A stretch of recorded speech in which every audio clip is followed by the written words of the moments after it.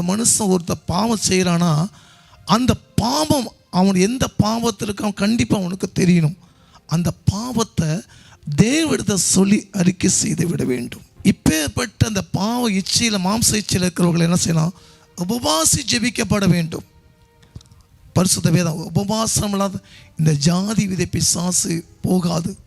உபவாசம் என்று மண்டாடி ஜெபிக்கும் போது அந்த பாவ கண்களை இச்சைகளை பரிசுத்தப்படுத்தி கொடுக்கும். உன் ஆத்மா வெளியேற பெற்றது. பிசாசானவன் உன் ஆத்மாவை திருட தான் வருவான்.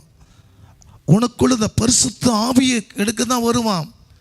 அந்த ஆத்மாவை ஆண்டு சொல்ல கத்த தீங்குல மட்டும் இல்லை, உன் ஆத்மாவையும் காப்பாராம். தேவனே, நான் அந்த பாவத்தில் இருக்கிறப்பா, அதை விட்டு விடுகிறப்பா, பாவத்தை அறிக்கை செய்ய விட்டு விடுவனோ இறக்க பெறுவான். மீண்டும் அந்த தப்பு நம்ம செய்யக்கூடாது. இச்சை என்பது பரிசுத்த வேதாகமத்தை தேவனாக கொண்டு வருவதில்லை, இது பிசாசா கொண்டு வந்த இச்சைகள். இந்த இச்சைகளை மேற்கொள்ளாதபடி நீங்கள் எச்சரிக்கையாக ஜெபிக்கும் போது, உபவாசம் பண்ணி ஜெபிக்கும் போது அவங்களுடைய பாவங்களை கழுவி அவர் பரிசுத்தமாய் மாற்றி கொடுப்பார்.